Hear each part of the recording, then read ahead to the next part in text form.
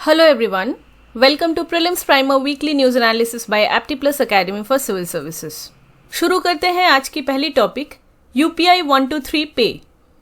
Feature phone users के लिए RBI ने रिसेंटली एक नई UPI इंटरफेस को लॉन्च किया है जिसका नाम है UPI 123 पे। क्या है UPI समझते हैं। UPI stands for unified payments interface. ये एक instant real time payment system है जिसे national payments corporation of India ने 2016 में लॉन्च किया था। यूपीआई बेसिकली एक डिजिटल पेमेंट सिस्टम है जिसमें यूजर पैसे को रिसीव भी कर सकता है और सेंड भी कर सकता है। कई सारे ऐप्स जो यूपीआई फीचर को प्रोवाइड करते हैं उनके एग्जाम्पल्स हैं फोन पे, Bhim app, Paytm, MobiKwik etcetera. ये इंटरबैंक ट्रांजैक्शंस को भी फैसिलिटेट करता है और इसके अलावा अगर कोई यूजर किसी बिजनेस मर्चेंट को पैसे भेजना चाहता है तो इसमें भी यूपीआई सर्विस को यूज किया जा सकता है। जैसा कि हम जानते हैं कि UPI apps for example phone पे में मल्टीपल बैंक अकाउंट्स को एक्सेस किया जा सकता है। सभी बैंकिंग फीचर्स जो है वो मर्ज्ड है, इसीलिए पेमेंट करने के लिए या रिसीव करने के लिए बैंक टू बैंक अब जाना नहीं पड़ता है। यूपीआई में इमीडिएट मनी ट्रांसफर होता है और ये 24/7 सर्विस है। 365 डेज ये बिना रुके चलता है। सिक्योरिटी की बात करें तो इसमें single click 2 factor authentication system रहता है। मतलब ट्रांजैक्शन होने से पहले 2 लेवल्स पे ऑथेंटिकेशन किया जाता है। फर्स्ट होता है MPIN. MPIN stands for mobile banking personal identification number. जिस तरीके से एटीएम में पिन एंटर करना पड़ता है उसी तरीके से जब हम इन ऐप्स को एक्सेस करते हैं, फॉर एग्जांपल फोन पे, तो ट्रांजैक्शन करने से पहले एक पिन को, पासकोड को एंटर करना पड़ता है। इसके अलावा एक वर्चुअल आईडी भी रहता है हर एक यूजर का। वर्चुअल पेमेंट एड्रेस जो होता है वो एक यूनिक आइडेंटिफायर होता है। मतलब इससे यूपीआई ट्रैक कर पाता है पर्सन का अकाउंट। तो ये एक आईडी के तरह एक्ट करता है जिसकी वजह से बैंक अकाउंट नंबर या कुछ और जो डिटेल्स देने पड़ते हैं ड्यूरिंग ट्रांजैक्शंस वो नहीं देने पड़ते। आप यहाँ पे देख सकते हैं कि किस तरीके से दिखता है वीपीए। जैसा कि हम जानते हैं कि यूपीआई ऐप्स को यूज करके हम बिल पेमेंट्स कर सकते हैं, for example electricity bill, gas bill. इसके अलावा क्यूआर कोड भी रहता है जिसे स्कैन करके हम पेमेंट कर सकते हैं। अगर कोई इशू होता है ट्रांजैक्शन में तो इसके अगेंस्ट हम कंप्लेन भी रेज कर सकते हैं directly on the app itself. तो यूपीआई सर्विस तो था ही पहले से, तो अचानक ये यूपीआई 123 पे सर्विस को लाने की क्या जरूरत पड़ी। इन यूपीआई ऐप्स को स्मार्टफोन्स पे तो यूज किया जा सकता है, लेकिन फीचर फोन्स जिनमें इंटरनेट नहीं होते वहां पे इसे यूज नहीं किया जा सकता। इसीलिए यूपीआई 123 पे को इंट्रोड्यूस किया गया। भारत में 40 करोड़ से ज्यादा लोग फीचर फोन्स को यूज करते हैं और जाहिर है कि वो यूपीआई सर्विस का लाभ नहीं उठा पाते। अब यूपीआई 123 पे को यूज करके फीचर फोन्स यूज करने वाले भी यूपीआई सर्विस को अवेल कर सकते हैं। इसके लिए उन्हें एक 3 स्टेप मेथड को फॉलो करना होगा, जिसमें पहले एक IVR, हमें पता है इंटरैक्टिव वॉइस रिस्पॉन्स नंबर, उसे कॉल करना होगा और इसमें मिस्ड कॉल अप्रोच भी है। फॉर एग्जाम्पल किसी दुकानदार को अगर पेमेंट करनी है तो वहाँ पे उस दुकानदार के पास जो एक नंबर डिस्प्ले करके रहेगी वहाँ पे यूजर को मिस्ड कॉल देना है। मिस्ड कॉल देने पे एक कॉल आएगा यूजर के पास और फिर यूपीआई पिन एंटर करने को बोला जाएगा। इससे ट्रांजैक्शन ऑथेंटिकेट हो जाएगा। इसमें बस एक ही दिक्कत है कि जो स्कैन एंड पे फंक्शन रहता है स्मार्टफोन यूजर्स के लिए ये नहीं है इन यूपीआई 123 पे। यहाँ पे एक क्वेश्चन आता है कि अभी तक ये जो फीचर फोन्स यूज करने वाले थे non internet based mobile devices, तो क्या ये बैंकिंग सर्विसेज अवेल कर ही नहीं पाते थे यूजिंग देयर मोबाइल्स। ऐसी बात नहीं है। यूपीआई जो है ये इन्हें अवेल करवाया गया इन 2016। इसमें एक डायलिंग ऑप्शन रहता है *99#। This was available for both smartphone users and basic phone users. इसमें एक इंटरैक्टिव मेन्यू डिस्प्ले होता था ऑन डायलिंग दिस नंबर। तो जैसा हम पता है ना हमें कि 1 डायल कीजिए, 2 डायल कीजिए, तो एक एक ऑप्शंस आते हैं। तो इस तरीके से इंटरैक्टिव मेन्यू डिस्प्ले होता था। ये एक राउंड द क्लॉक सर्विस थी और इसके लिए कोई इंटरनेट की भी जरूरत नहीं होती थी डिवाइस में। लेकिन ये *99# वाली सर्विस पॉपुलर नहीं हुई क्योंकि इसमें मल्टीपल मैसेजेस आने जाने पड़ते थे ट्रांजैक्शन करने से पहले और इसके लिए चार्ज भी किया जाता था। नॉट ओनली दैट, सारे मोबाइल सर्विस प्रोवाइडर सपोर्ट नहीं करते थे इस सर्विस को। और इसीलिए आरबीआई ने यूपीआई 123 पे को लॉन्च किया। ये नए interface 40 crore feature phone users को बेनिफिट तो देगा ही, इसके अलावा ये डिजिटल फाइनेंशियल इंक्लूजन को भी बढ़ाएगा।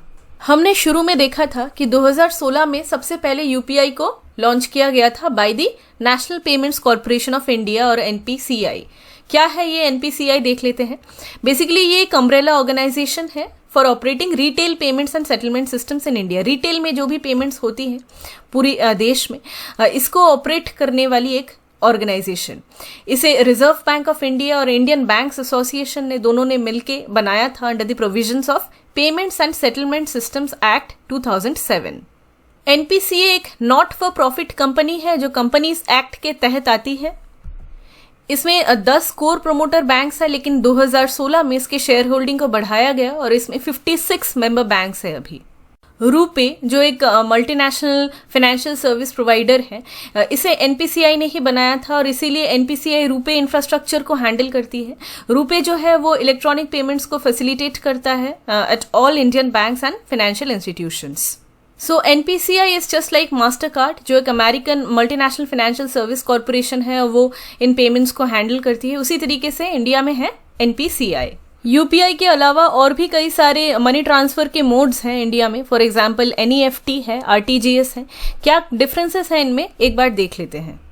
एक है नेशनल इलेक्ट्रॉनिक्स फंड ट्रांसफर या एनईएफटी। ये एक इलेक्ट्रॉनिक फंड्स ट्रांसफर सिस्टम है जिसे reserve bank of India maintain करती है।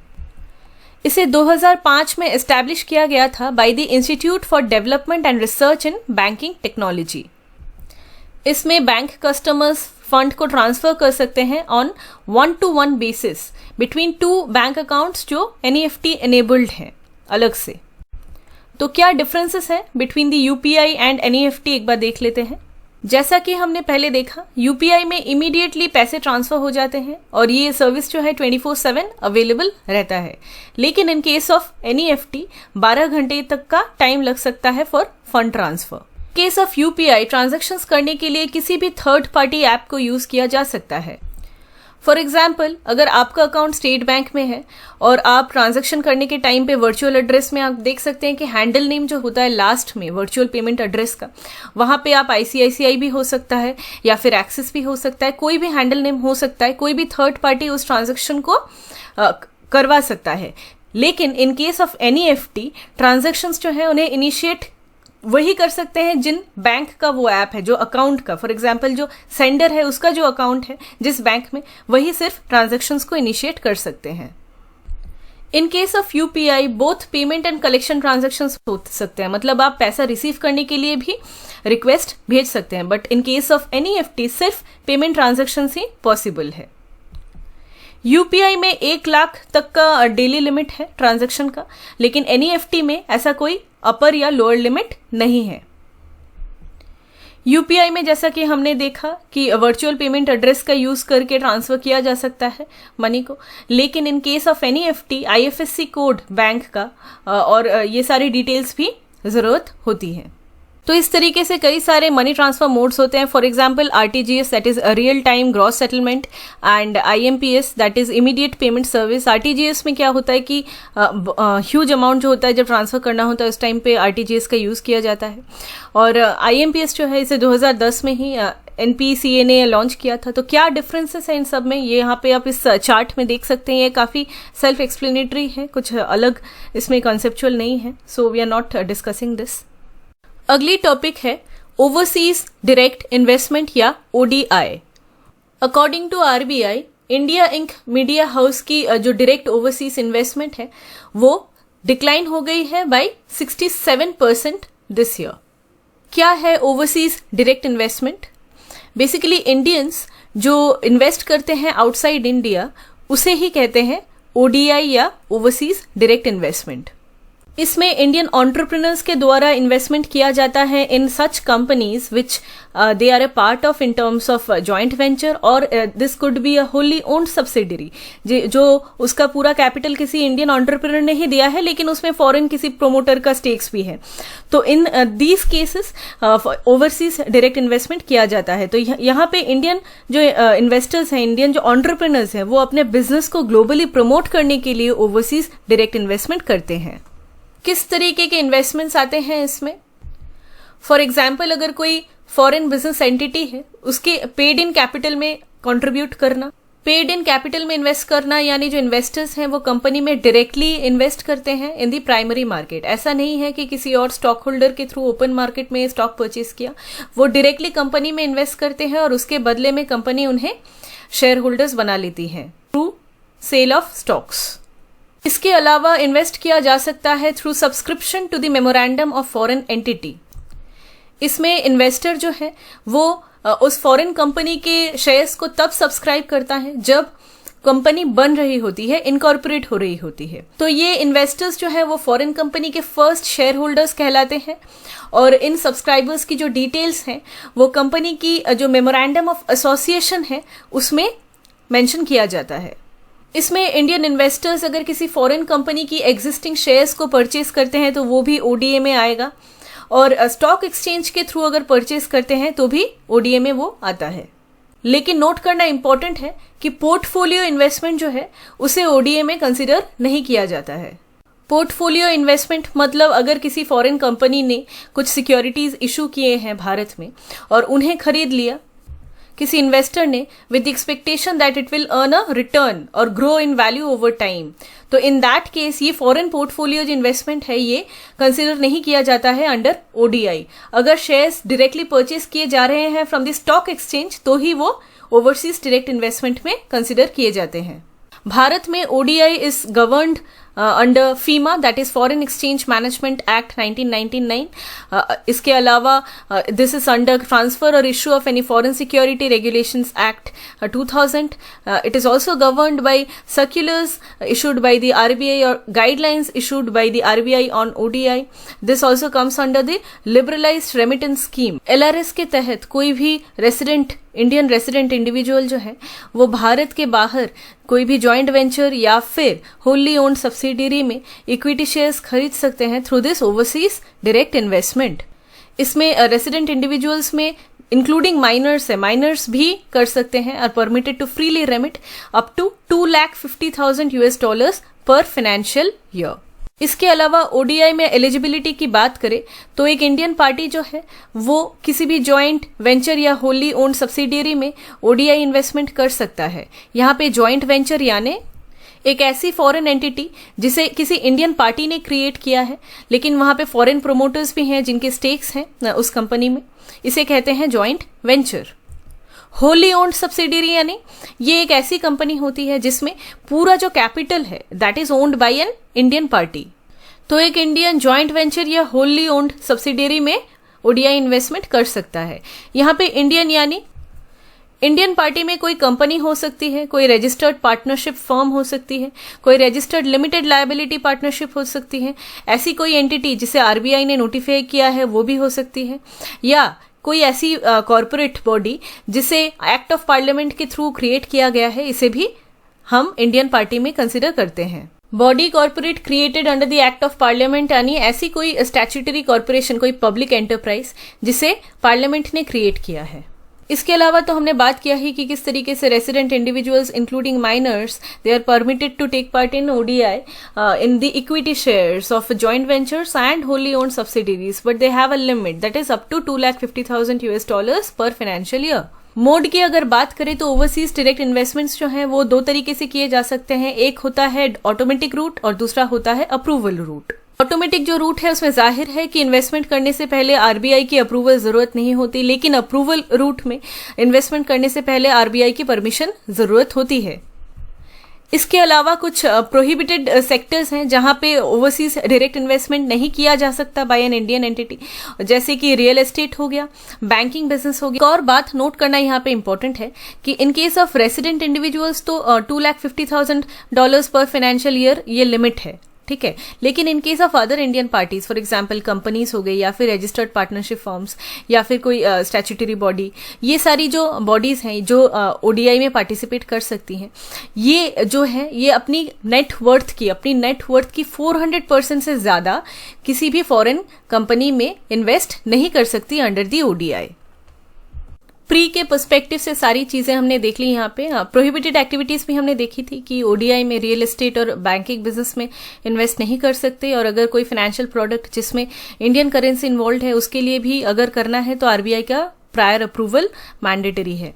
तो एफटीआई जो होता है उसमें भी तो बाहर इन्वेस्ट ही होता है, तो एफटीआई और ओडीआई में डिफरेंस क्या है? तो एफटीआई में एक इन्वेस्टर इन्वेस्ट करता है in a company which is located outside its own borders, but in case of ODI एक रेसिडेंट कंपनी इन्वेस्ट करता है इन अ कंपनी जिसका वो खुद भी पार्ट है। It can be a wholly owned subsidiary और अ जॉइंट वेंचर, और वो कंपनी दूसरे कंट्री में लोकेटेड है। तो बेसिकली ओडीआई का जो मेन मोटिव है वो बिजनेस एक्सपेंशन रहता है, ग्लोबल कस्टमर बेस को बढ़ाना या मार्केट एक्सेस करना, ये सारी जो होती है ये मोटिव होती है ओडीआई की। Moving to the next topic, exercise Dharma guardian 2022। Recently exercise Dharma guardian successfully conclude हुआ। एक्सरसाइज धर्मा गार्डियन जो है ये एक जॉइंट मिलिट्री एक्सरसाइज है between Indian army and the Japanese ground self defence force. Exercise Dharma guardian की पहली जो एडिशन है वो नवंबर 2018 में कंडक्ट हुई थी। ये एक्सरसाइज इंडिया और जापान की जो डिफेंस कोऑपरेशन है उसे एनहांस करती है। इस एक्सरसाइज में क्रॉस ट्रेनिंग होती है, इसके अलावा फील्ड कंडीशंस में किस तरीके से कॉम्बैट किया जाता है इसकी कंडीशनिंग होती है, स्पोर्ट्स और कल्चरल एक्सचेंजेस भी होते हैं।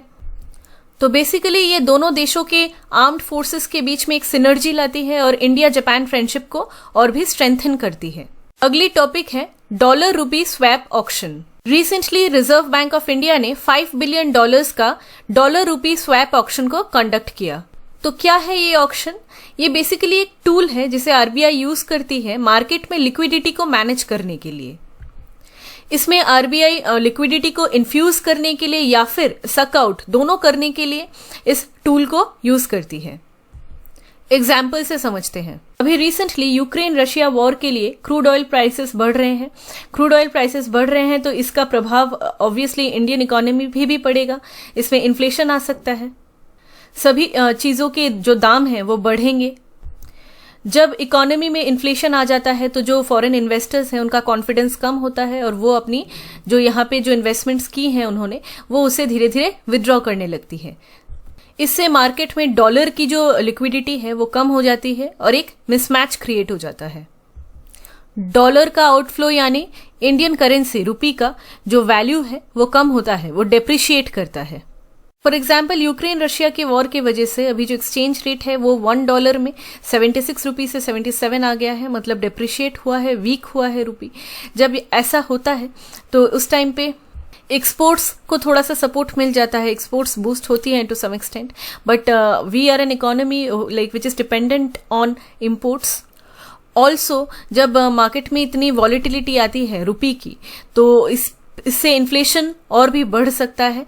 हमें पता है कि अगर मार्केट में रुपी की लिक्विडिटी बहुत ज्यादा बढ़ जाती है तो उस टाइम पे उसका जो वैल्यू है वो कम हो जाता है, वो डेप्रिशिएट कर जाता है, क्योंकि कमेंसुरेटली डॉलर्स जो हैं वो उतने नहीं है मार्केट में। एक मिसमैच सा तैयार हो जाता है क्योंकि डॉलर तो आउटफ्लो हो रहा है।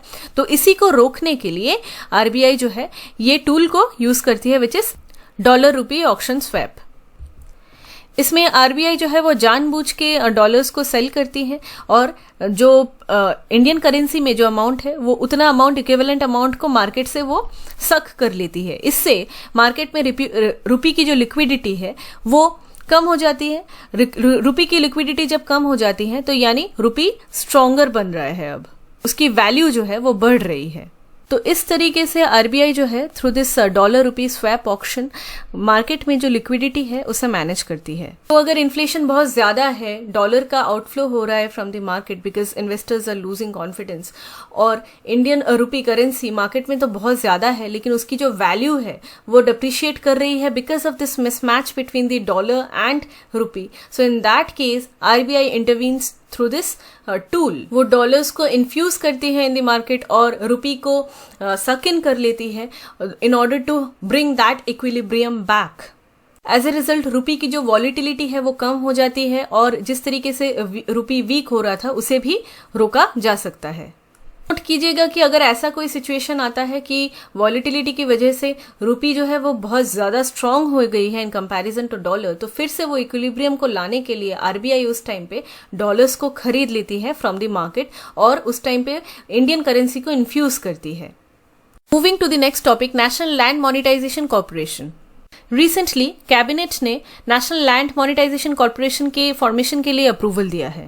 National land monetization corporation government और उसकी सेंट्रल पब्लिक सेक्टर एंटरप्राइजेस की जो भी सरप्लस लैंड और बिल्डिंग्स हैं उन्हें सेल करेगी और मॉनिटाइज करेगी। क्यों सेल करेगी ये बाद में देखते हैं, पहले ये जो नेशनल लैंड मॉनिटाइजेशन कॉर्पोरेशन है इस कॉर्पोरेशन के बारे में पढ़ लेते हैं। ये बेसिकली एक wholly owned central government entity होगी।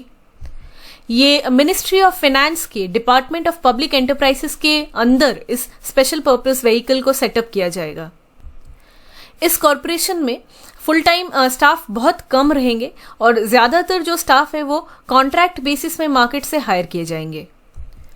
बोर्ड के पास जो बोर्ड होगी एनएलएमसी की, इसके पास ये अथॉरिटी होगी, ये फ्लेक्सिबिलिटी होगी कि ये प्राइवेट सेक्टर से प्रोफेशनल्स को हायर करे, उन्हें क्या पेमेंट दे, उन्हें किस तरीके से रिटेन करे इन प्रोफेशनल्स को, इसकी ऑटोनॉमी बोर्ड को दी जाएगी। इस कॉर्पोरेशन के बोर्ड में सीनियर सेंट्रल गवर्नमेंट ऑफिसर्स रहेंगे, इमिनेंट एक्सपर्ट्स रहेंगे और इस बोर्ड के जो चेयरमैन होंगे और नॉन गवर्नमेंट जो डायरेक्टर्स होंगे इन्हें अपॉइंट किया जाएगा by a merit based selection process.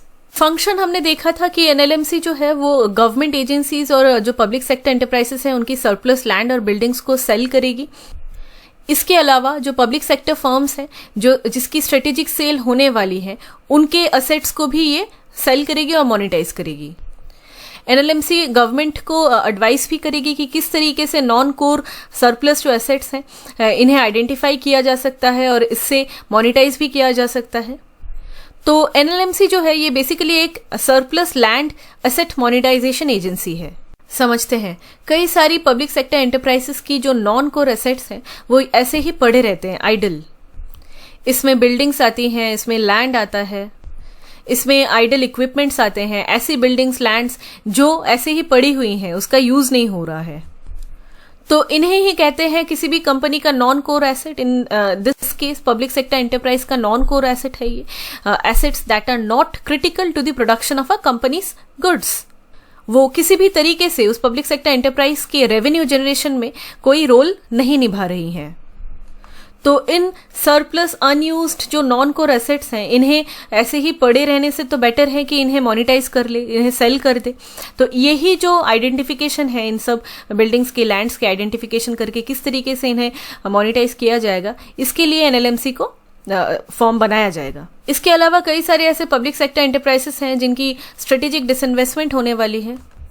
Strategic disinvestment यानी गवर्नमेंट जब किसी भी एंटरप्राइज की मेजॉरिटी जो शेयर्स है अबव 50% उसे सेल कर देती है किसी प्राइवेट के पास। जब सिर्फ डिसइन्वेस्टमेंट होती है उसमें गवर्नमेंट जो है पब्लिक एंटरप्राइजेस की जो माइनॉरिटी शेयर्स हैं उन्हें सेल करती है किसी प्राइवेट को। इसमें गवर्नमेंट जो है वो ओनरशिप को रिटेन करती है एंटरप्राइज की। तो एनी हाउ जब स्ट्रेटेजिक डिसइन्वेस्टमेंट हो ही रहा है किसी पब्लिक सेक्टर एंटरप्राइज की, तो उसके जो नॉन कोर एसेट्स हैं, सरप्लस पड़े हुए लैंड बिल्डिंग्स, इन्हें तो मोनेटाइज करने की जरूरत है। इससे गवर्नमेंट को रेवेन्यू जनरेट होगा और इससे स्ट्रेटेजिक डिसइन्वेस्टमेंट का जो प्रोसेस है वो और भी स्मूथ हो जाएगा। पब्लिक एसेट से रेवेन्यू जनरेट करने के लिए इस बार के 2021-22 के बजट में ही अनाउंस कर दिया गया था about the national monetisation pipeline. इसमें ये पूरा स्ट्रेटेजाइज किया जाएगा कि किस तरीके से जो पब्लिक एसेट्स हैं उन्हें किस तरीके से मॉनिटाइज किया जा सकता है। अगली टॉपिक है unified district information system for education plus report. Recently ministry of education ने एक डिटेल्ड रिपोर्ट निकाली है on unified district information system for education plus 2020-2021। This is on school education in India. Findings देखते हैं report की। 2020-21 में जो students enrol हुए हैं from primary to secondary education, इसमें इंक्रीज देखा गया है इन कंपैरिजन टू 2019-20। 2019-20 के कंपैरिजन में 2020-21 में ग्रॉस एनरोलमेंट जो रेशियो है, जो ये मेजर करता है कि जनरल लेवल ऑफ पार्टिसिपेशन कितना है एजुकेशन में, इसमें भी इंप्रूवमेंट देखा गया है। ग्रॉस एनरोलमेंट रेशियो यानी प्राइमरी एजुकेशन में total enrolment this is regardless of age कि किस एज में एनरोलमेंट हो रहा है प्राइमरी बेसिक एजुकेशन के लिए, and this is expressed as a percentage of the eligible official primary school age population. Eligible जो पॉपुलेशन है उसके कंपैरिजन में परसेंटेज निकाला जाता है कि कितना टोटल एनरोलमेंट हुआ है इन प्राइमरी एजुकेशन। 2020-21 में higher number of teachers engaged रहे इन स्कूल एजुकेशन। इसके अलावा प्यूपिल टीचर रेशियो में भी इंप्रूवमेंट देखा गया है in comparison to previous years. इस बार प्राइमरी में 26, अपर प्राइमरी में 19, सेकेंडरी में 18 और हायर सेकेंडरी में 26 जो है ये पीटीआर रहा है। पीटीआर यानी प्राइमरी में जैसे बोला गया है 26, मतलब हर 26 स्टूडेंट के लिए एक टीचर। इस बार ये देखा गया है कि प्राइमरी से सेकेंडरी एजुकेशन में जब एनरोलमेंट होती है उस टाइम पे गर्ल्स का जो ड्रॉप आउट रेट तो वो बहुत ज्यादा होता है, लेकिन इस बार देखा गया है एनरोलमेंट काफी बेहतर हुआ है in comparison to 19-20। Exact figures को जानने की जरूरत नहीं है, बस ये ट्रेंड जो है this is important. Electricity facilities जो है ये 84% स्कूल्स में है, 95.2% स्कूल्स में ड्रिंकिंग वाटर की फैसिलिटी है, 93.9 ऑलमोस्ट 94% स्कूल्स में गर्ल्स की जो टॉयलेट फैसिलिटीज वो हैं और वो फंक्शनल भी हैं। 40% स्कूल्स में कंप्यूटर्स जो हैं वो फंक्शनल है। 20-21 में ऑलमोस्ट 40 लाख ऐसे स्टूडेंट्स हैं जो पहले गवर्नमेंट एडेड या प्राइवेट स्कूल में पढ़ते थे लेकिन वो अभी गवर्नमेंट स्कूल्स में शिफ्ट हुए हैं। So this is a good news. अब जानते हैं about this report unified district information system for education plus. 2018-19 में department of school education and literacy जो department of ministry of education के तहत आती है, इसने शुरू किया था data collection from various schools under this system. इसमें ऑनलाइन डेटा कलेक्शन होता है, तो बेसिकली इंपॉर्टेंट ये था कि मैनुअल डेटा जो फाइलिंग होती है इन पेपर फॉर्मेट उसमें कई सारी डिस्क्रिपेंसीज रहती हैं, कई सारे इश्यूज रहते हैं। ये सारी चीजें ना रहे, इन्हें ओवरकम करने के लिए ये वाला सिस्टम लाया गया। डेटा कैप्चर, डेटा मैपिंग और डेटा वेरिफिकेशन का जो पूरा सिस्टम है इसमें पूरा ओवरहॉल किया गया, इसमें इंप्रूवमेंट लाएगी through this system. Moving to the next topic, international atomic energy agency. Context देखते हैं। रशिया ने अग्री किया है कि वो रशिया, यूक्रेन और इंटरनेशनल एटॉमिक एनर्जी एजेंसी के बीच में एक मीटिंग जो होगा उसमें पार्टिसिपेट करेगा और उसमें एक ऐसे मैकेनिज्म को डेवलप किया जाएगा विच विल इंश्योर कि यूक्रेन में जो न्यूक्लियर फैसिलिटीज हैं वो सेफ रहे amid this war like situation between Russia and Ukraine. Important है जानना about this international atomic energy agency. 1957 में जिस टाइम पे कोल्ड वॉर चल रहा था between Soviet union and USA, दोनों ही अपना फ्लेक्सिंग अप कर रहे थे इन टर्म्स ऑफ न्यूक्लियर टेक्नोलॉजी, उस टाइम पे आईएईए को क्रिएट किया गया। डर था कि वर्ल्ड वॉर 2 के बाद फिर से एक वर्ल्ड वॉर ना हो जाए, और जिस तरीके से न्यूक्लियर टेक्नोलॉजी का प्रोलिफरेशन हो रहा था तो और प्रॉक्सी वॉर्स भी होने लगे यूएस और सोवियत यूनियन के लिए, तो इस टाइम पे इस बॉडी की काफी ज्यादा जरूरत थी। आईएईए को एटम्स फॉर पीस ऑर्गेनाइजेशन भी कहा जाता है। ये इंडिपेंडेंट है from the United Nations. Independent तो है लेकिन ये रिपोर्ट जरूर करता है यूनाइटेड नेशंस जनरल असेंबली और सिक्योरिटी काउंसिल को। इसके जो हेडक्वार्टर्स हैं वो ऑस्ट्रिया के वियना में है। मिशन की बात करें तो पहला है कि peaceful use of nuclear energy by its member states. ये वेरीफाई करना कि न्यूक्लियर एनर्जी का यूज मिलिट्री पर्पस के लिए नहीं हो रहा हो, और इसके अलावा न्यूक्लियर सेफ्टी के जो स्टैंडर्ड्स हैं उन्हें प्रमोट करना। इस बॉडी के कुछ और फंक्शंस की बात करें तो ये बॉडी जो है ये एटॉमिक एनर्जी में रिसर्च को प्रमोट करता है ताकि इसका यूज सस्टेनेबली किया जाए in agriculture, industry and medicine. ये कोशिश करता है कि किस तरीके से न्यूक्लियर पावर को और भी अफोर्डेबल बनाया जा सकता है। ये अपनी जो मेंबर स्टेट्स हैं उन्हें एडवाइस करता है कि न्यूक्लियर पावर स्टेशन से रेडियो एक्टिव वेस्ट को किस तरीके से डिस्पोज किया जाना चाहिए। इंडिया की बात करें तो इंडिया जो है वो आईएईए का फाउंडिंग मेंबर रहा है। 26 न्यूक्लियर फैसिलिटीज जो इंडिया में है वो इसके विजिलेंस में है आईएईए के। 2009 में इंडिया ने इस एजेंसी के सीएसए मतलब comprehensive safeguards agreement and additional protocol इसे साइन किया। कॉम्प्रिहेंसिव सेफगार्ड्स एग्रीमेंट के तहत आईएईए के जो इंस्पेक्टर्स हैं वो रेगुलरली हमारे यहाँ पे जो न्यूक्लियर फैसिलिटीज हैं उन्हें विजिट करते हैं और उनके जो रिकॉर्ड्स हैं उन्हें वेरीफाई करते हैं। एडिशनल प्रोटोकॉल जो है ये थोड़ा और ज़्यादा इंटेंसिव है, क्योंकि ये एक voluntary form of safeguarding है जिसमें इंस्पेक्शंस को और एडवांस्ड तरीके से किया जाता है। और इसमें सिर्फ डिक्लेयर्ड ही नहीं, अनडिक्लेयर्ड न्यूक्लियर साइट्स को भी हम दिखाएंगे और उसमें उसको आप वेरीफाई कर सकते हैं, इसका अश्योरेंस भी दिया जाता है। अगली टॉपिक है स्लिनेक्स या Sri Lanka India naval exercise. Recently SLINEX के 9th एडिशन को कंडक्ट किया गया विशाखापट्टनम में। स्लिनेक्स जो है ये एक नेवल एक्सरसाइज की सीरीज है between the Indian navy and the Sri Lankan navy. पहली जो स्लिनेक्स की एक्सरसाइज है इसे 2005 में कंडक्ट किया गया था। इस बार श्रीलंकन नेवी को रिप्रेजेंट कर रही है SLNS सरियाला, ये एक एडवांस्ड ऑफशोर पेट्रोल वेसल है। और इंडियन नेवी को रिप्रेजेंट कर रही है INS किर्च, ये एक गाइडेड मिसाइल कॉर्वेट है। एक बहुत ही छोटे से वॉरशिप को कॉर्वेट कहते हैं और ये इतना छोटा होता है कि कभी कभी इसको मतलब प्रॉपर वॉरशिप भी कंसिडर नहीं कर सकते। कॉर्वेट के ऊपर जो बड़े साइज का होता है उसे बोलते हैं फ्रिगेट। ये है INS किर्च। INS किर्च जो है ये कोरा क्लास कॉर्वेट है। कोरा क्लास कॉर्वेट्स जो है प्रोजेक्ट 25A के तहत इन्हें बनाया गया था। कोरा क्लास कॉर्वेट्स में जो 4 वेसल्स आते हैं वो है कोरा P61, फिर आता है किर्च P62, कुलिश P63 और कारमुक P64।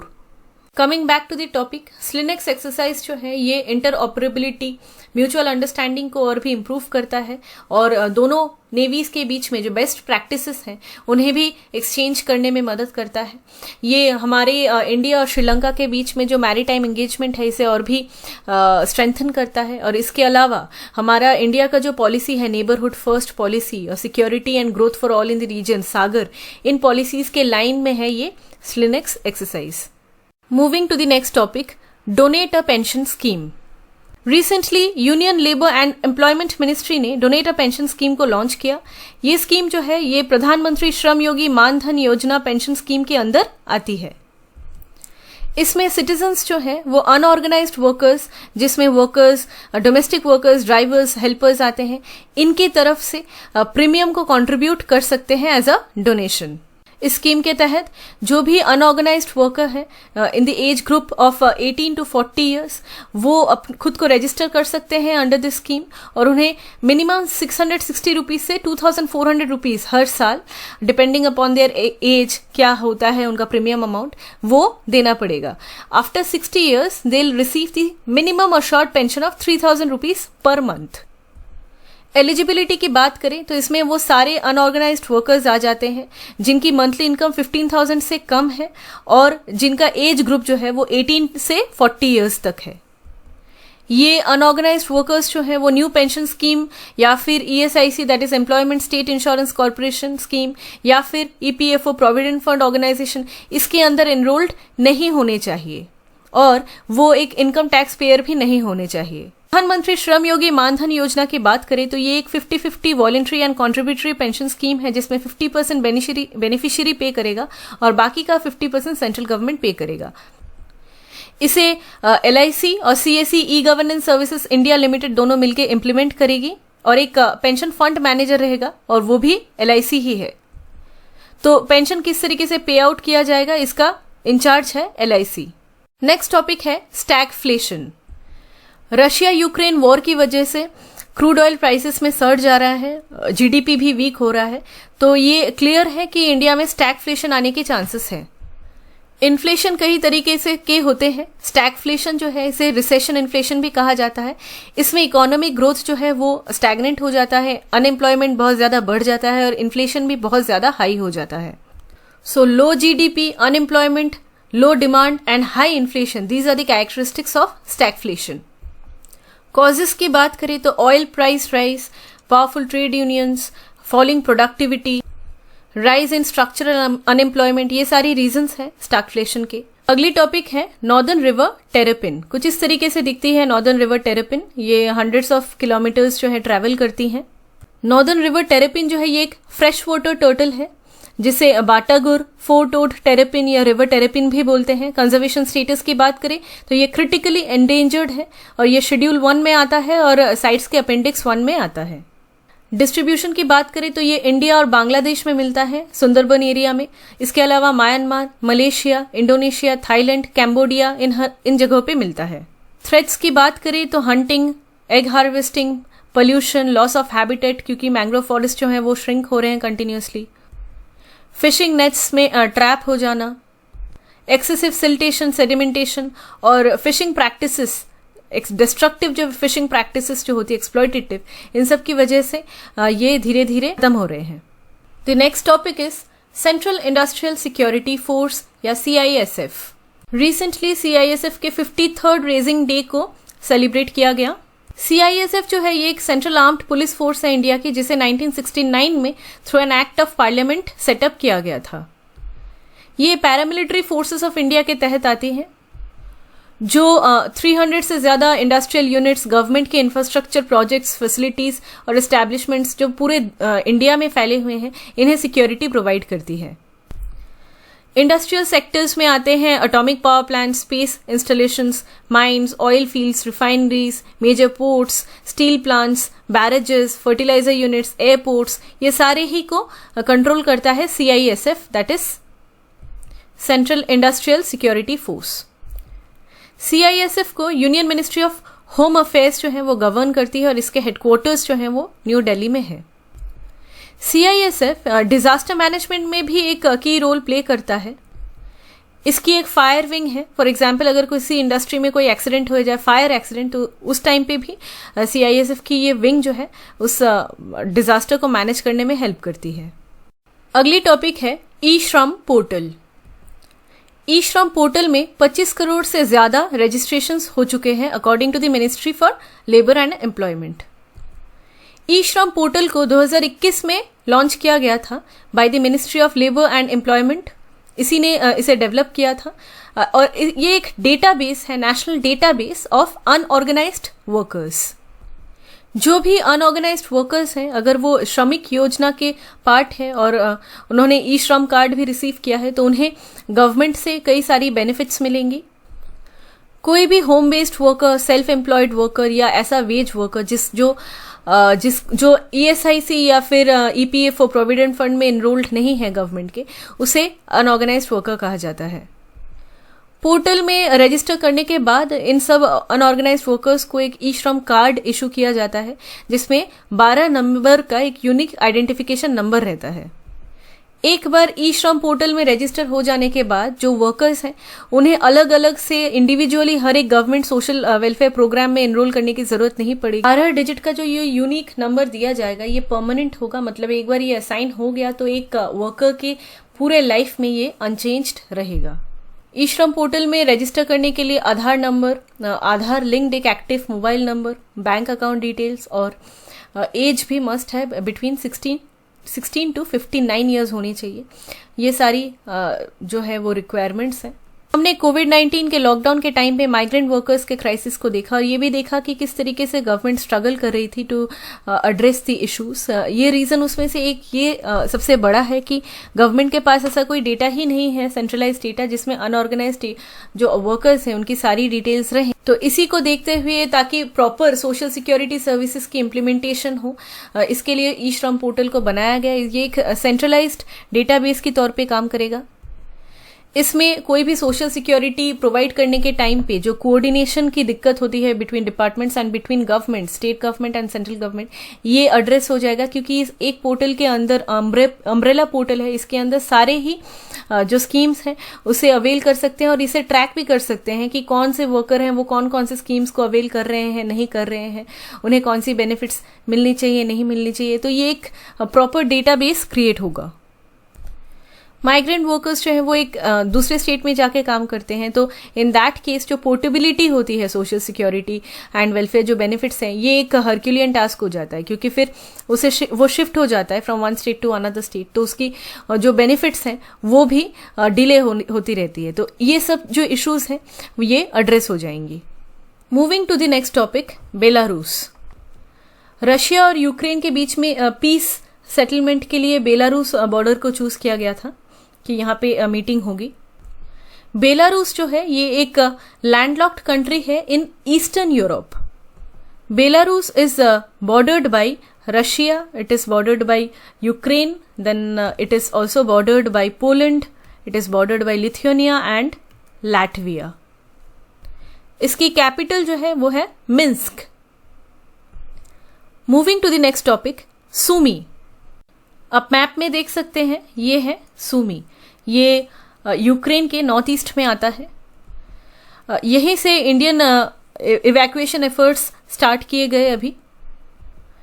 प्लीज नोट कीजिए कि सूमी जो है ये कीव के राइट में आता है, 350 किलोमीटर ईस्ट में है, और ये खार्किव के नॉर्थ वेस्ट में आता है।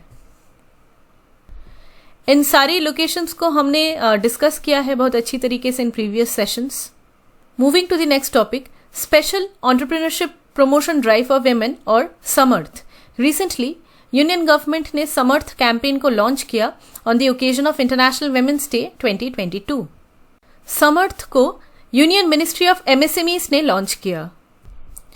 इस स्कीम को मिनिस्ट्री ऑफ एमएसएमई ही इम्प्लीमेंट करेगी और इस इनिशिएटिव का एम है कि विमेन जो है उनमें एक एंटरप्रेन्योरशिप कल्चर को डेवलप करना। बेनिफिट्स की बात करें तो इस मिनिस्ट्री के अंदर जो भी स्किल डेवलपमेंट स्कीम्स होंगे उन स्कीम्स में 20% सीट्स जो है वो एलोकेटेड रहेंगे for women in free skill development programmes. इसके अलावा एमएसएमई बिजनेस डेलीगेशंस जो भारत में और इंटरनेशनल एग्जीबिशंस में भी जाते हैं उसमें भी 20% विमेन ही रहेंगी। जो भी स्कीम्स एमएसएमई के अंदर आती हैं उसमें अगर कोई कमर्शियल स्कीम है तो उसकी जो प्रोसेसिंग फी है उसमें भी 20% डिस्काउंट मिलेगा विमेन को। कोशिश की जाएगी कि विमेन ओन्ड जो एमएसएमईज है उन्हें ज़्यादा रजिस्ट्रेशन हो उनकी अंडर द उदयम रजिस्ट्रेशन। जो बिजनेसेस खुद को एमएसएमईज के अंदर रजिस्टर करना चाहती हैं उन्हें एक नंबर दिया जाता है, उसी को कहते हैं उदयम रजिस्ट्रेशन नंबर। ये एक परमानेंट आइडेंटिटी नंबर है। तो इस समर्थ स्कीम से विमेन एंटरप्रेन्योरशिप को बहुत ज़्यादा बूस्ट मिलेगा। मिनिस्ट्री ऑफ एमएसएमई का टारगेट है कि ये skill development and market development assistance provide करेगी विमेन को, मोर देन 7,500 विमेन कैंडिडेट्स को बिटवीन 2022 एंड 23। अगली टॉपिक है national stock exchange of India. Recently NSE की फॉर्मर सीईओ चित्रा रामकृष्णन को सीबीआई ने अरेस्ट किया। National stock exchange of India जो है इंडिया की लार्जेस्ट फाइनेंशियल मार्केट है और वर्ल्ड में भी ये 4th लार्जेस्ट मार्केट है इन टर्म्स ऑफ वॉल्यूम। ये भारत की पहली एक्सचेंज है जिसने सबसे पहले एक modern fully automated electronic trading को प्रोवाइड किया। हेडक्वार्टर्स मुंबई में है और एनएसई जो है ये wholesale, debt, equity, derivative market, इन सब में जो ट्रांजैक्शंस होते हैं इन्हें कंडक्ट करवाता है। एनएसई में ओवरसीज कंपनीज जो है एनएसई के द्वारा कैपिटल रेज कर सकती है through the Indian depository receipts. इसके अलावा ये एनएसई जो है ये आईपीओज जो इनिशियल पब्लिक ऑफर्स हम जानते हैं इसे भी अलाउ करती है इसकी लिस्टिंग। आईपीओ यानी सबसे पहले जब कंपनी शेयर्स को इशू करती है to institutional investors and retail level investors. NSE ने ही निफ्टी को इंट्रोड्यूस किया था। निफ्टी एक ऐसा बेंचमार्क इंडेक्स है जो बताता है कि इंडिया की जो सबसे बड़ी लार्जेस्ट 50 कंपनीज हैं उसका क्या हाल है और वही इकोनॉमी को भी रिफ्लेक्ट करता है। जो भी ट्रेडिंग हो रही है इसकी जो क्लियरेंस होता है, इसका जो सेटलमेंट होता है, ये सारी सर्विसेज प्रोवाइड करती हैं नेशनल सिक्योरिटी क्लियरिंग कॉरपोरेशन। ये एक होली ओन्ड यूनिट है एनएसई की ही जिसे 1995 में सेटअप किया गया था। बॉम्बे स्टॉक एक्सचेंज और एनएसई में कुछ डिफरेंसेस हैं, देख लेते हैं। बॉम्बे स्टॉक एक्सचेंज को 1875 में एस्टैब्लिश किया गया लेकिन एनएसई को 1992 में एस्टैब्लिश किया गया। बॉम्बे स्टॉक एक्सचेंज की जो बेंचमार्क इंडेक्स है वो है सेंसेक्स, लेकिन एनएसई की है निफ्टी 50। कंपनीज जो है इस इंडेक्स में इन case of Bombay stock exchange वो 30 होती हैं और निफ्टी में हमने बताया था कि 50 कंपनीज होती हैं। बीएसई में जो इंस्ट्रूमेंट्स ट्रेड किए जाते हैं उसमें equity, mutual fund, debt instruments, currencies, derivatives आते हैं। एनएसई में इक्विटी, डेट, इक्विटी और करेंसी डेरिवेटिव्स आते हैं। इलेक्ट्रॉनिक जो सिस्टम है इसे इंट्रोड्यूस किया गया बीएसई में 1995 में, लेकिन एनएसई को 1992 में ही जब इसे एस्टैब्लिश किया गया तभी इलेक्ट्रॉनिक सिस्टम इंट्रोड्यूस किया गया। इसमें काफ़ी सारे एंटिटीज़ हैं, ये तो नंबर बदलते रहते हैं। बढ़ते हैं अगली टॉपिक की तरफ, ऑपरेशन गंगा। इसमें बस एक ही चीज जानने की जरूरत है। ऑपरेशन गंगा को इंडिया ने लॉन्च किया to bring back Indian stranded in Ukraine due to the war going on between Ukraine and Russia. बस नेक्स्ट टॉपिक है Zaporizhzhia power plant. Russian forces ने यूक्रेन के जापोरिजिया पावर प्लांट में shelling की। Zaporizhzhia nuclear power plant को 1984 में build किया गया। ये यूरोप की लार्जेस्ट न्यूक्लियर पावर प्लांट है और वर्ल्ड की 9th लार्जेस्ट है। यूक्रेन की 1/5 इलेक्ट्रिसिटी तो यहीं पे प्रोड्यूस होती है, जापोरिजिया में। लोकेशन देखिए, ये है जापोरिजिया। नेक्स्ट टॉपिक है reward project. Government of India और वर्ल्ड बैंक ने अभी एक लोन एग्रीमेंट पे साइन किया है for the implementation of reward project. Reward project, reward stands for rejuvenating watersheds for agriculture resilience through innovative development. This project was initiated by the Department of Land Resources under the Ministry of Rural Development. इस project के जो main objectives हैं वो है land और water conservation और उसके साथ क्लाइमेट रेजिलियंस, मतलब क्लाइमेट चेंज तो होगा ही, वो इनएविटेबल है। हाँ, हम अपने एक्टिविटीज से उसे बहुत ज़्यादा स्पीड अप कर चुके हैं और कर रहे हैं, तो इससे मिटिगेशन के अलावा इसको रेजिलियंट हमें बनने की भी ज़रूरत है कि क्लाइमेट चेंज की वजह से जो भी डिजास्टर्स हों तो हमें उतनी कैपेसिटीज़ हो, स्ट्रेंथन हो जाए इंस्टीट्यूशंस में ऐसी कैपेसिटीज कि हम उससे लड़ सके, अडेप्टेशन जिसे कहते हैं।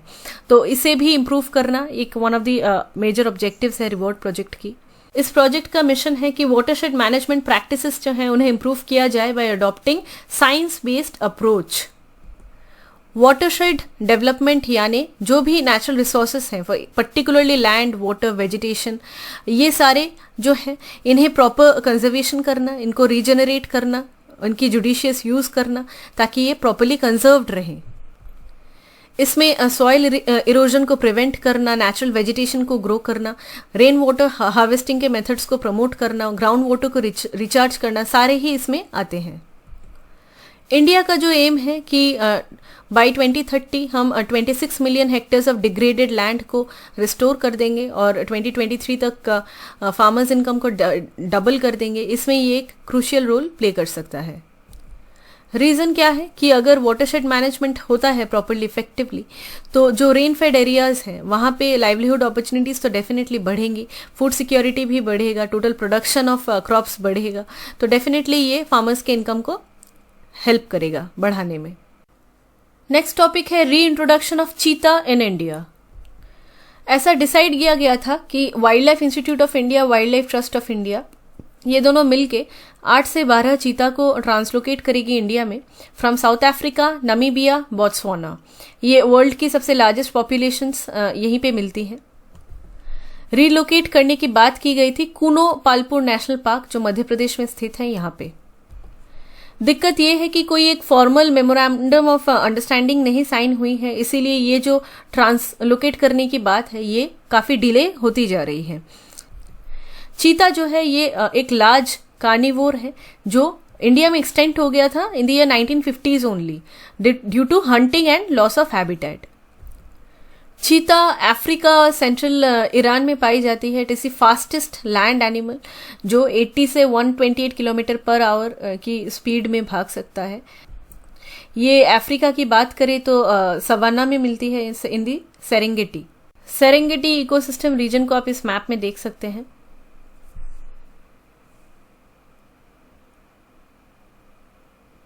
सेरेंगेटी जो है ये नॉर्दर्न तंजानिया में आता है। सेरेंगेटी के अलावा ये सहारा रीजन में भी, माउंटेनियस रीजन में ये मिलता है। इसके अलावा ईरान में भी चीतास को पाया जाता है। चीतास जो है वो IUCN के रेड लिस्ट में वल्नरेबल लिस्टेड है। अगर इंडिया में चीतास का री इंट्रोडक्शन हो जाता है तो ये एशिया का ऐसा पहला कंट्री बनेगा जिसमें सारे बिग कैट्स हैं जैसे लायंस, टाइगर्स, लेपर्ड्स एंड चीता।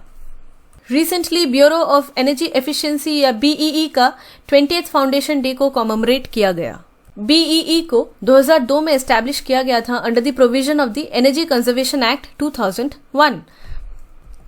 इसका प्राइमरी ऑब्जेक्टिव है इंडियन इकोनॉमी में एनर्जी इंटेंसिटी को रिड्यूस करना and this is with in the framework of the energy conservation act 2001। तो एनर्जी कंजर्वेशन के लिए जो भी पॉलिसी स्ट्रेटेजीज हैं वो डेवलप करती है ये BEE।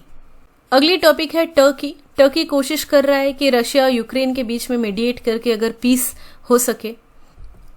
टर्की जो है ये एक ट्रांस कॉन्टिनेंटल कंट्री है जो बेसिकली वेस्टर्न एशिया के एनाटोलिया रीजन में लोकेटेड है और इसकी कुछ पोर्शंस जो है वो यूरोप की साउथ में आती है, इसीलिए इसे ट्रांस कॉन्टिनेंटल कहते हैं क्योंकि ये एशिया यूरोप दोनों में ही स्थित है इसके कुछ पार्ट्स। टर्की का 97% जो है वो एशिया में ही है। टर्की का जो एशियन पार्ट है that is separated from the European part by the straight of Bosphorus. हमें पता है स्ट्रेट ऑफ बॉस्फोरस जो है वो ब्लैक सी और सी ऑफ मरमरा के बीच में है, और सी ऑफ मरमरा और एजियन सी के बीच में है स्ट्रेट ऑफ डार्डेनेलिस। इस मैप में आप देख सकते हैं जिन कंट्रीज के साथ टर्की बॉर्डर शेयर करता है वो है Greece, Bulgaria, Georgia, Armenia, Azerbaijan, Iran, Iraq, Syria.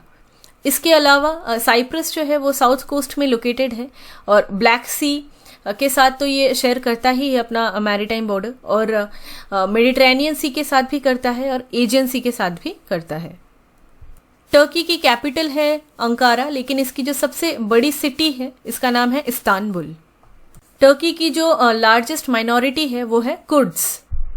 अगली टॉपिक है फिलीपींस। रिसेंटली फिलीपींस ने एज ऑफ सेक्सुअल कंसेंट को 12 साल से बढ़ा के 16 साल कर दिया है। फिलीपींस जो है ये साउथ ईस्ट एशिया की एक आर्कीपेलेगो है, that is group of islands. It is situated in the western Pacific ocean. इसमें 7,600 से भी ज्यादा आइलैंड्स हैं। ज्योग्राफिकल डिविजन्स की अगर बात करें तो 3 मेन डिविजन्स हैं, वो है लुजोन, विसायस और मिंदानाओ। आप यहाँ पे मैप में देख सकते हैं मनीला जो है इसकी कैपिटल है। फिलीपीन जो है ये this is like bordered by Philippine sea, South China sea and Celebes sea. Philippines का सबसे लॉन्गेस्ट रिवर का नाम है कागायन रिवर। ये लुजोन एरिया के से गुजरती है। पुएर्तो प्रिंसेसा सबटेरेनियन रिवर जो यहाँ से गुजरती है, ये पलावान के पास है। ये एक यूनेस्को वर्ल्ड हेरिटेज साइट है। काफी सारी एक्टिव वॉल्केनोस हैं यहाँ पे, उनमें से कुछ इंपॉर्टेंट है मायोन वॉल्केनो, पिनाटुबो और ताल वॉल्केनो। हमें पता है कि ये पैसिफिक रिंग ऑफ फायर के वेस्टर्न फ्रिंजेस में सिचुएटेड है फिलीपींस। फिलीपींस जो है ये वर्ल्ड का second biggest geothermal energy producer है आफ्टर यूएस, और ये एक मेगा डाइवर्स कंट्री है। यहाँ पे ट्रॉपिकल मैरीटाइम क्लाइमेट रहती है जो यूजुअली हॉट और ह्यूमिड है। नेक्स्ट टॉपिक है इंटरनेशनल टेलीकम्युनिकेशन यूनियन। रिसेंटली जो सेक्रेटरी जनरल है इंटरनेशनल टेलीकम्युनिकेशन यूनियन के, उन्होंने एक होस्ट कंट्री एग्रीमेंट को साइन किया है for the establishment of an area office and innovation centre. ये न्यू दिल्ली में ही रहेगा। ये एरिया ऑफिस जो है ये कई सारे साउथ एशियन कंट्रीज को सर्व करेगा, जैसे कि Afghanistan, Bangladesh, Bhutan, Iran, Maldives, Nepal, Sri Lanka. International telecommunication union जो है ये यूनाइटेड नेशंस की एक स्पेशलाइज्ड एजेंसी है for information and communication technologies. इसे 1865 में ही इसे एस्टैब्लिश कर दिया गया था as ITU, that is international telegraph union. तो ये यूएन की सबसे ओल्डेस्ट एजेंसी है। करेंटली इसमें 193 मेंबर्स हैं, जिसमें 900 से भी ज्यादा प्राइवेट सेक्टर एंटिटीज और एकेडमिक इंस्टीट्यूशंस भी हैं। तो इसका क्या काम है? तो इसका मैंडेट है कि ये पूरे दुनिया में और पर्टिकुलरली डेवलपिंग जो कंट्रीज हैं वहां पे टेलीकम्युनिकेशन इंफ्रास्ट्रक्चर को इम्प्रूव करे, ये इंश्योर करे कि रेडियो स्पेक्ट्रम का ग्लोबल यूज हो। सैटेलाइट ऑर्बिट्स को असाइन किया जाता है राइट टू डिफरेंट कंट्रीज। तो ये इंश्योर करता है कि जो इंटरनेशनल कोऑपरेशन रहे इसमें। इंफॉर्मेशन और कम्युनिकेशन टेक्नोलॉजीज की स्टैंडर्डाइजेशन के लिए जो भी रूल्स बनते हैं उन्हें ये फैसिलिटेट करता है। इसके लिए ITU ने एक बॉडी को भी बनाया है जो है वर्ल्ड टेलीकम्युनिकेशन स्टैंडर्डाइजेशन असेंबली। ये एक 4 ईयरली ग्लोबल कॉन्फ्रेंस कंडक्ट करता है ITU के अंदर, और इसका काम ही है कि ICTs that is information and communication technologies को के रूल्स को स्टैंडर्डाइज करना। वर्ल्ड टेलीकम्युनिकेशन स्टैंडर्डाइजेशन असेंबली जो हर 4 साल में कॉन्फ्रेंस कंडक्ट किया जाता है, तो 2024 में ये इंडिया में होने की बात है। अगली टॉपिक है वर्ल्ड वाइल्ड लाइफ डे। हर साल 3 मार्च को world wild life day observe किया जाता है। इसका मेन एम है कि वाइल्ड लाइफ को कंजर्व करने के लिए अवेयरनेस रेज की जाए। इस साल का जो थीम था वो था रिकवरिंग की species for ecosystem restoration. World wild life day की हिस्ट्री की बात करें तो 2013 में यूनाइटेड नेशन जनरल असेंबली ने सबसे पहले डिसाइड किया कि 3 मार्च को world wild life day celebrate किया जाएगा हर साल। ये 3 मार्च के दिन ही आपका साइट्स जो है that is convention on international trade in endangered species of wild flora and fauna को अडॉप्ट किया गया था, तो इसीलिए इसे वर्ल्ड वाइल्ड लाइफ डे के हिसाब से डेडिकेट किया गया है। साइट्स जो है इसे इसीलिए एस्टैब्लिश किया गया था क्योंकि इंटरनेशनल जो ट्रेड होता है, स्पेशली उन स्पीशीज़ का जो एक्सटिंक्ट होने के कगार में है, उन्हें रेगुलेट किया जा सके। साइट्स जो है वो 1975 में फोर्स में आ गया था। कुछ प्रैक्टिस क्वेश्चन से आपको बताना है कौन से ट्रू है कौन से फॉल्स हैं। Number 1, exercise Dharma guardian is a joint military annual exercise between Indian army and UK army. Number 2, Northern River Terrapin is endangered in the IUCN Red List. Number 3, the Central Industrial Security Force or CISF is governed by the Ministry of Defense and its headquarters are at New Delhi. Number 4, UPI service has a single-click 4-factor authentication and it is aligned with the regulatory guidelines. Number 5, stagflation or recession inflation is a combination of stagnant economic growth, high unemployment and high inflation. Number 6, in 1987, IAEA was created in response to rapid advancement and diverse uses of nuclear technology. Number 7, under Donate a Pension Scheme, workers in the unorganized sector with the age group of 18 to 50 years can register themselves and deposit a minimum of rupees 660 to 2400 every year depending upon their age. Number 8, the Unified District Information System for Education Plus system of online data collection from the schools was developed by the Department of School Education and Literacy in the year 2016. Number 9, as per the Overseas Direct Investment Scheme, all the resident individuals excluding the minors are permitted to freely remit up to $1,25,000 per financial year. Number 10, rejuvenating watersheds for agriculture resilience through innovative development or reward project is an initiative of Ministry of Jal Shakti. Session के PDF का link आपको description में मिल जाएगा। आज के लिए इतना ही। Thank you so much.